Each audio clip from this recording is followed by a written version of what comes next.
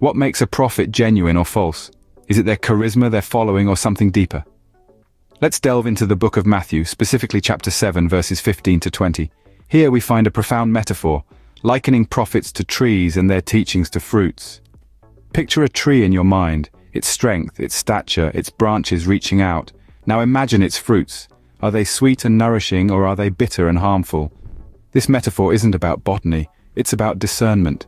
It's about understanding that the true measure of a prophet isn't found in their charisma or their following, but in their fruits, their actions, teachings, and impacts.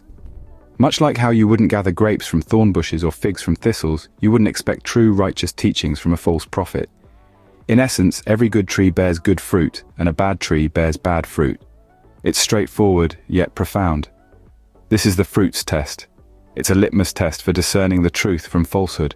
It's an invitation to look beyond the surface, to critically analyze the impacts of a prophet's teachings. Are their teachings leading towards love, peace, and righteousness? Are they fostering unity, or are they sowing discord? Are they promoting the pursuit of wisdom, or are they leading people astray? The fruits test isn't a one-time thing. It's a continuous process, a constant call to vigilance. It reminds us to stay sharp, to keep our eyes open, to never stop questioning. After all, every tree that does not bear good fruit is cut down and thrown into the fire.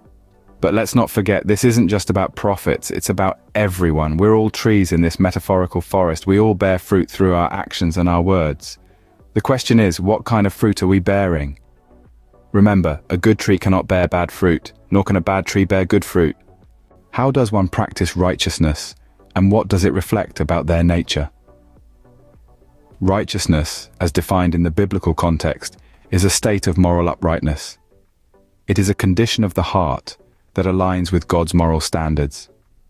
This concept is beautifully captured in the first letter of John chapter 3, verses 7 to 10. Here the Apostle John expounds on the practice of righteousness and what it reveals about an individual's spiritual alignment. John urges us, "Little children, let no one deceive you. Whoever practices righteousness is righteous as he is righteous." This verse emphasizes that righteousness is not merely a one-time act. It's a continuous practice. It's about consistently living in a way that aligns with God's moral standards. This continuous practice of righteousness mirrors the very nature of God, who is righteous. Conversely, John also warns about the practice of sin. He says, "Whoever makes a practice of sinning is of the devil, for the devil has been sinning from the beginning." Unlike righteousness, the continuous practice of sin reflects a spiritual alignment that is contrary to God's nature. This verse is not suggesting that a single sin aligns us with the devil, but rather a consistent and unrepentant practice of sin. John further explains that the Son of God appeared to destroy the works of the devil. Those born of God do not make a practice of sinning because God's seed abides in them. They cannot keep on sinning because they have been born of God. By this it becomes evident who are the children of God and who are the children of the devil. It's not about a single action, but a consistent practice. Whoever does not practice righteousness is not of God, nor is the one who does not love his brother. Thus, it is through their consistent actions that you shall know them. How do we ensure we're not led astray by false prophets?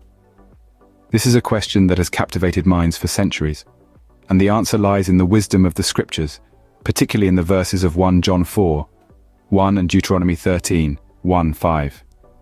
In the first letter of John chapter 4, verse 1, we are advised, "Beloved, do not believe every spirit, but test the spirits to see whether they are from God, for many false prophets have gone out into the world." This verse is a clarion call for discernment. It's a reminder that not all that glitters is gold, and not everyone who claims to speak for God truly does. We are urged to test the spirits, to examine the messages we receive and determine if they align with God's truth. Now, one may ask, how do we test the spirits?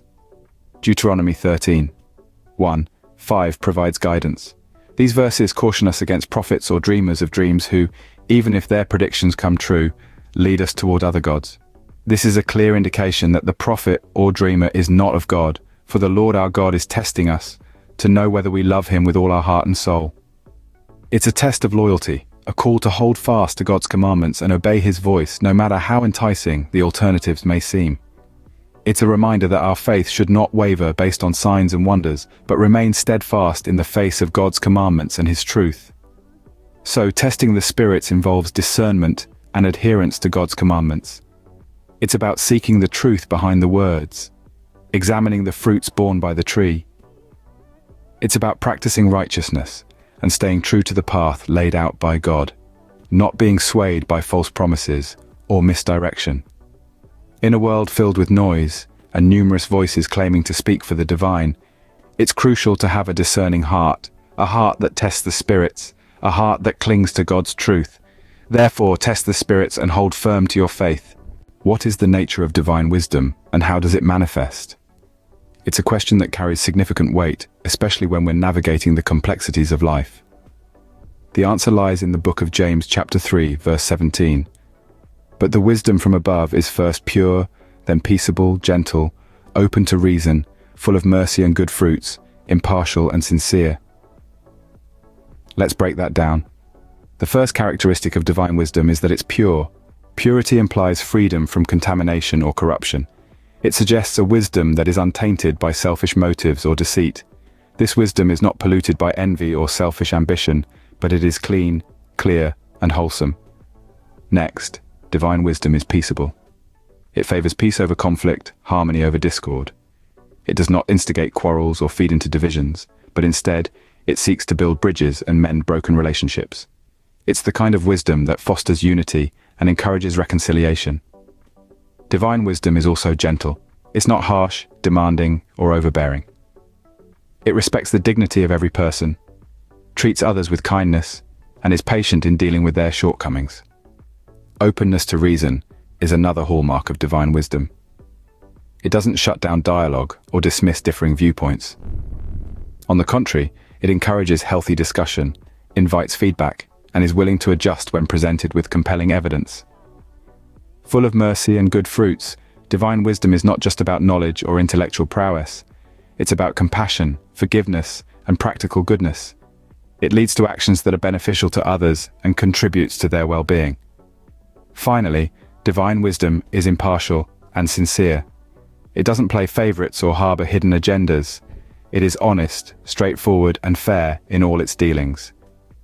So when we seek wisdom, let us yearn for this divine wisdom, the kind that is pure, peaceable, gentle, open to reason, full of mercy and good fruits, impartial and sincere. For true prophets will exhibit this divine wisdom in their teachings and actions. So how does one discern a true prophet from a false one? This question has been our guide through this exploration. Let's summarize the insights we've gleaned from our journey. First, we've learned to apply the fruits test. Just as a tree is known by the fruit it bears, so too are prophets recognized by their actions and their impact.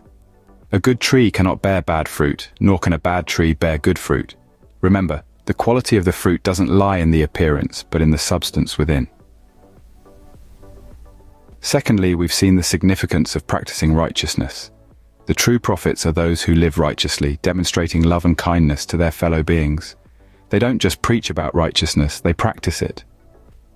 As the scriptures say, whoever practices righteousness is righteous as he is righteous. The third point of discernment we've discussed is testing the spirits. Don't be swayed by every spirit that comes your way, but test them to see if they're from God. Even if they perform great signs and wonders, remember that the true test is in their alignment with divine truth. Lastly, we've touched on the wisdom from above, pure, peaceable, gentle, open to reason, full of mercy and good fruits, impartial and sincere.